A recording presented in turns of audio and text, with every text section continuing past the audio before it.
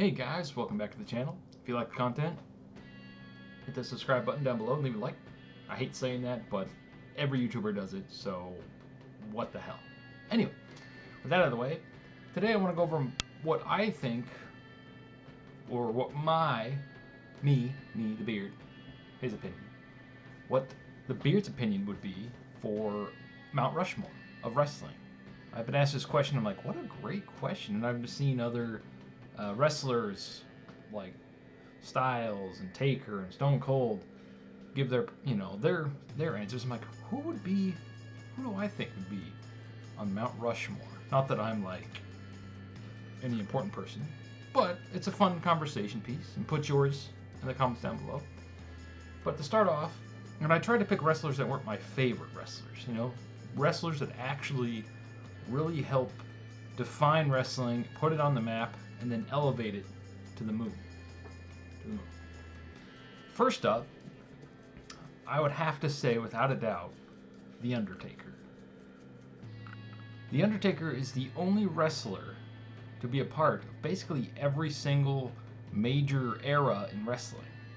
He was in the 80s, the 90s Attitude Era, the 2000s Ruthless Aggression Era, which was also kind of the tail end of the Attitude Era, and all the way through the PG Era, which is what we're currently in still.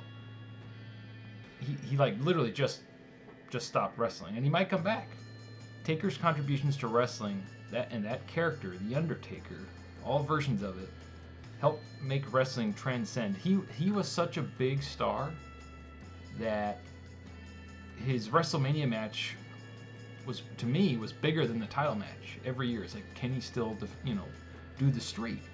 And every year it's like, oh man, will anybody ever beat him? And it was awesome that they kept it going for so long. I mean, eventually he had to lose, and they didn't waste it. They used that loss, what they gave to Brock Lesnar, and they just made him this like destructive force in the WWE, and he's still that force. So I'm glad they didn't waste it on somebody that would just leave the company. So if anybody had to beat him, I think Brock. I mean, it was better than Goldberg. I mean, come on. Can you imagine that Goldberg beat him? Anyway, next up, I would have to say Bret Hart.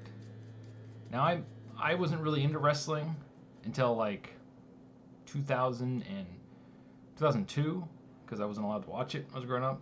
But I went back and I watched a lot of stuff, but I missed a lot of the Bret Hart and Attitude Era. Bret Hart and his contributions to wrestling, I mean, he's trained with, the Bret Hart Dungeon, or whatever you call it, the Hart Dungeon over in Canada. He has trained so many greats and so many people, and he's really contributed to wrestling as a whole. It's so sad that the stuff that's happened to the Hart family, with his poor brother Owen, that the tragedy of that, British Bulldog, Anvil, his multiple strokes. I mean, he's just been through hell, but he has contributed so much to wrestling over the years that you can't deny that he definitely deserves a place. If there ever was a wrestling Mount Rushmore, he would definitely be one of my picks anyway. Next up is, of course, the one and only The Rock. He has helped put over wrestlers in Hollywood. Like, these aren't just big idiots that throw each other around. These are very smart, intelligent people that can do multiple things. Not just, like I said, fight and beat up people. They can act. They can do like fitness stuff. They could do charity work. The Rock helped make wrestling bigger than what it initially was, and it put a lot more eyes on it if you think about it. Because when Hogan would act, or any of the 80s wrestlers would act, they'd be cheese comedy and just look at No Holds Barred. Ridiculously stupid movie, but it's hilarious. In my opinion, Hulk Hogan's best movie was Suburban Commando, because he got to be himself, but not too over the top. It was a good balance. And then last but not least, Andre the Giant. Now, Andre provided this big, immense, unstoppable force for Hulk Hogan to overcome, which made Hulk Hogan and wrestling transcend all the way up until now. Like, it really put wrestling on the map.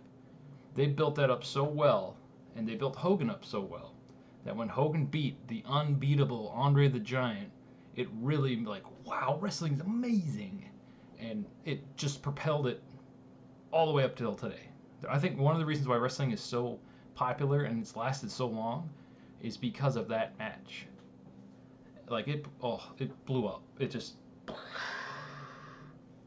So Andre, in my opinion, being that unstoppable, unmovable force, what do they call it, the ninth wonder of the world, really helped put wrestling in general on the map.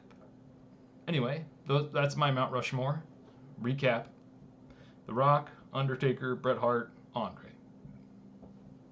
Other notable mentions would be Stone Cold, of course. He was such a polarizing character in wrestling. There's millions of people. Only picking 4 is almost impossible. But if I had to pick 4 only, I think that would be my 4 choices. What are yours? Listen down below. Give a little reason why if you have time.